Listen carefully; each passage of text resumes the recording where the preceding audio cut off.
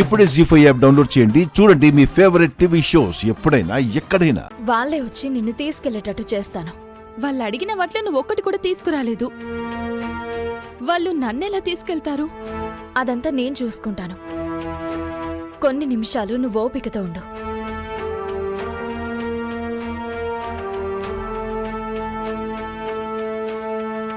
పవన్, పవన్,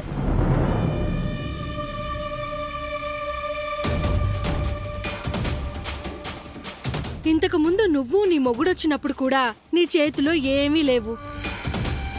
ఇప్పుడు కూడా ఒట్టి చేతులతో వచ్చావు. మీటింగ్లేం పెట్టద్దు, నువ్వు బయలుదేరు. ఇంకొక్కసారి ఆలోచించండి. మేము ఒక నిర్ణయం తీసుకున్న తర్వాత ఆలోచించడాలుండవు.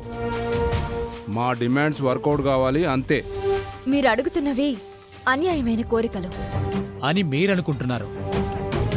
మా దృష్టిలో అవి న్యాయమైన కోరికలే. మా కండిషన్స్ని మీరు ఒప్పుకొని తీరాల్సిందే. వరకట్న వేధింపులు మంచిది కాదు. వేధిస్తున్నామని మహిళా సంఘాలకు చెప్పుకుంటావో, మీడియా వాళ్ళకి చెప్పుకుంటావో, ఎవరికి చెప్పుకుంటావో చెప్పుకో, నీ ఇష్టం. సరే అయితే మీ డిమాండ్స్ అన్నింటినీ ఒక కాగితం మీద రాసి సంతకం చేసి ఇవ్వండి. నేను మా అత్తయ్య మావయ్యలతో మాట్లాడతాను. మాటలతో చెప్పాం కదా. దేనికైనా ఒక ఆధారం ఉండాలి. మీరు అడిగినవి తీర్చిన తర్వాత మళ్ళీ మీలో కొత్త కోరికలు కలగవని నమ్మకమేంటి? అడిగినవిస్తే చాలు, తర్వాత ఇంకేం అడగం. నాకు నమ్మకం లేదు. ఏదైనా రాతపూర్వకంగా ఉండాలి. సరే, అలాగే చేద్దాం. అరే పవన్, పెన్ను పేపర్ పట్రా.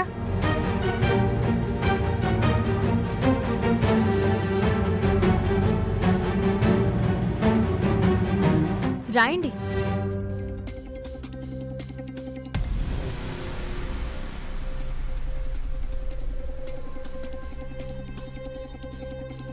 చలం గిరిజ అనే మేము మా కొడుకు పవన్ ప్రేమించి పెళ్లి చేసుకున్న కావ్యను కోడలిగా అనుమతించడానికి వేదవతి గారు మా కోరికలను తీర్చక తప్పదు.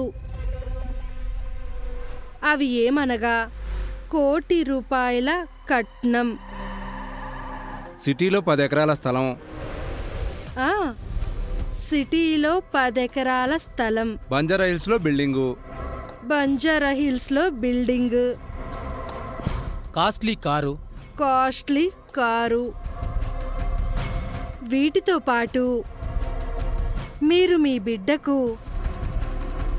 100 కాసుల బంగారు ఆభరణాలు పెట్టి మా దగ్గరకు పంపించిన ఎడల మేము కావ్యను కోడలిగా స్వీకరించదమని తెలియజేయుచున్నాము.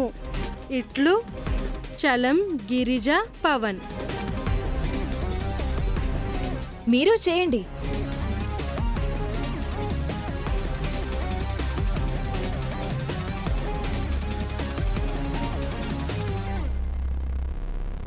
జీ5 యాప్ డౌన్లోడ్ చేసి అన్ని ఎపిసోడ్స్ పూర్తి ఉచితంగా చూడండి.